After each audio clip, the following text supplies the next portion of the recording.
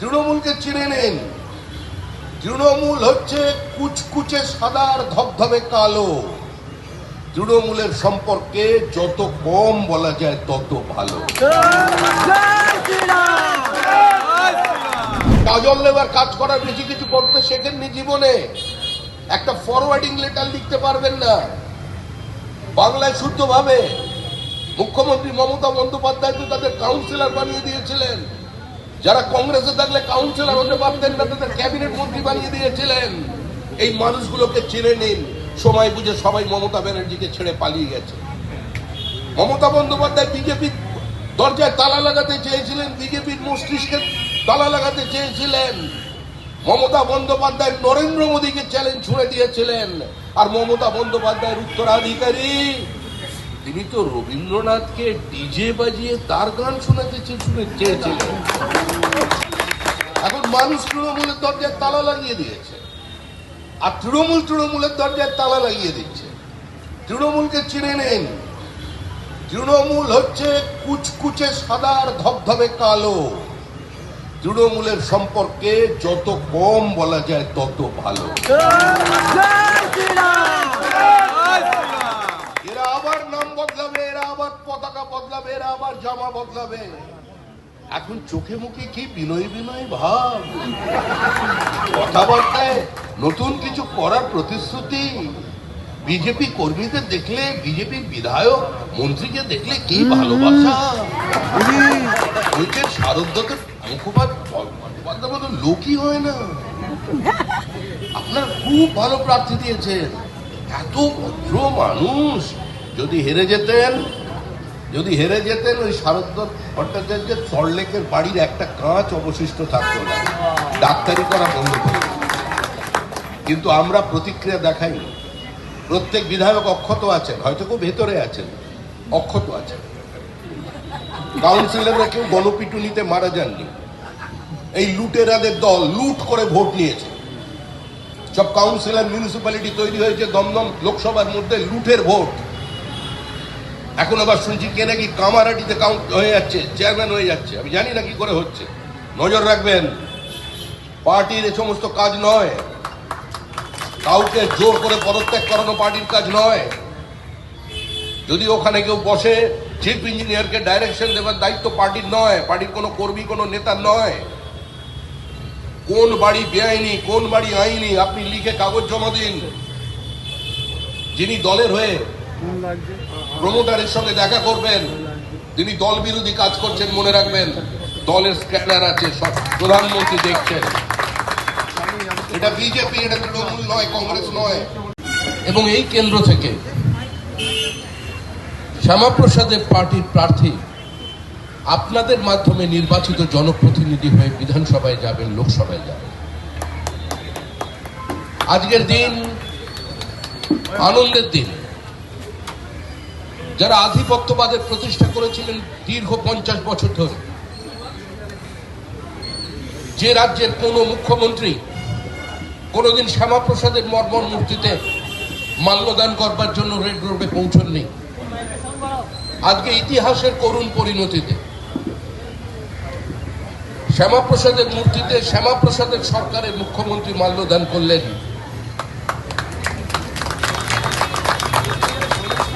আর যিনি বলেছিলেন 5 মিনিটের মধ্যে একটা সম্প্রদায়কে ছেড়ে দিলে অন্য সম্প্রদায়কে ধুলি মেরে শেষ করে দেবে, যারা বলেছিল যে 70%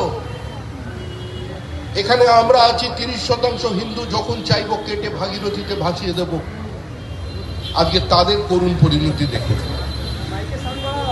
গতকাল স্পেস টাউনে পাশে শ্যামাপ্রসাদ মুখার্জির একটি আবক্ষ মূর্তি এবং নেতাজি সুভাষচন্দ্র বসুর আবক্ষ মূর্তি উন্মোচিত করতে সেখানে আমি গিয়েছিলাম। এই মূর্তি দুটো তৈরি হয়েছিল আজ থেকে 10 বছর আগে, কিন্তু এখানেরই একজন স্বনামধন্য কাউন্সিলর তিনি তুলে নিয়ে গিয়েছিলেন আমাদেরই একজন কর্মী সপুকে। বলেছিলেন শ্যামাপ্রসাদের মূর্তি যদি ওখানে বসে তোমার মাথায় গুলি করবে। অর্থাৎ যে শ্যামাপ্রসাদ মুখার্জির কারণে আজকে কাশ্মীর ভারতবর্ষের মধ্যে, যে শ্যামাপ্রসাদ মুখার্জির কারণে আজকে পশ্চিমবঙ্গের মাটিতে দাঁড়িয়ে আমরা নিজেদের ভারতবাসী বলে পরিচয় দিতে পারছি, যে শ্যামাপ্রসাদ মুখার্জির কারণে এই আমরা যারা বেঙ্গলি মিডিয়ামে পড়ি, আমরা ওই জীবন বিজ্ঞান, ভৌত বিজ্ঞান এ সমস্ত শব্দগুলো শিখেছি, ইংরেজি টার্মিনোলজিকে বাংলা করে দেওয়া, এটা শ্যামাপ্রসাদ মুখার্জির অবদান। পৃথিবীর সর্বকনিষ্ঠ উপাচার্য, যিনি কলকাতা বিশ্ববিদ্যালয়ের পরাধীন ভারতবর্ষের সর্বপ্রথম কোনো কনভোকেশন মিটিংয়ে দেশীয় ভাষায় অ্যাড্রেস করাবার সাহস দেখাতে পেরেছিলেন। রবীন্দ্রনাথ ঠাকুরকে তিনি ডেকে নিয়েছিলেন।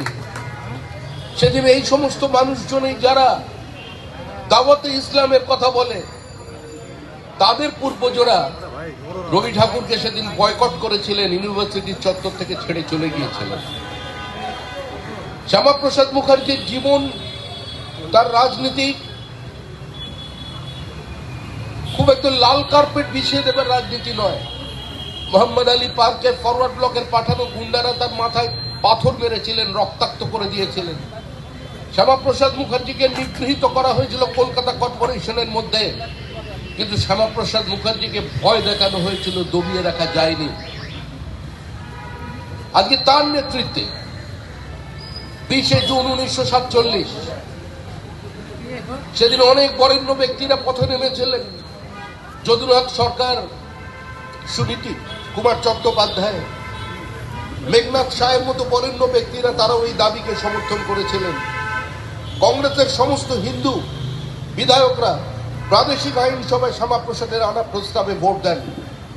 যারা ভারতবর্ষকে 28টা টুকরে বিভক্ত করে তারপর ব্রিটিশকে ডমিনিয়ন স্ট্যাটাস দেবার জন্য প্রস্তাব দিয়েছিলেন ব্রিটিশ সরকারের কাছে, এবং যারা তাদের পত্রিকা কমিউনিস্ট পার্টি পিপলস ওয়ারে সেই ম্যাপটি পর্যন্ত ছেপে দিয়েছিলেন, আজকে তাদের নেতা জ্যোতি বসু এবং রতনলাল ব্রহ্মণ্য কিন্তু সেদিন শ্যামাপ্রসাদের আনা এই প্রস্তাবে ভোট দেন এবং বাইরে বেরিয়ে এসে বলেন, বাংলা ভাগ করলো কে? শ্যামাপ্রসাদ মুখার্জি আবার। দেখুন, যিনি তুলে নিয়ে গিয়ে শ্যামাপ্রসাদ মুখার্জির মূর্তি বসাতে দেননি, আজকে শ্যামাপ্রসাদের মূর্তি যখন কালকে সন্ধ্যায় প্রতিষ্ঠিত হচ্ছে, সেই ব্যক্তি এখন জেলে, আর আরেকজন আছেন সুখী গৃহকোণে। বিভিন্ন জায়গায় গান চলতো, বড় বড় কাট আউট ছবি, কি ভালোবাসা আপনাদের সঙ্গে, বসে আঁকো প্রতিযোগিতা, কম্বল বিতরণ, বস্ত্র বিতরণ, হৃদমাজারে রাখিব, ছেড়ে দিব না।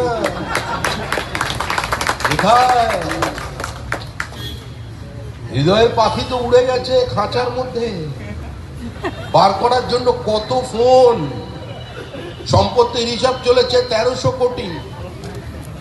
কেউ আবার বলছে পাহাড় লিজ নিয়েছে, কত গল্প, আর তার সাকরেদা কিছু এদিকে ওদিকে কিছু লুকিয়ে আছে। তার আবার একজন অন্যজনের বিরুদ্ধে আমার কাছে তথ্য সাপ্লাই করছে, কে কটা ফ্ল্যাটের মালিক, কার কার ডুয়ার্সে কত জমি। আমরা এগুলো আমাদের কাজ নয়, এগুলো সরকারের কাজ, সরকার করবে।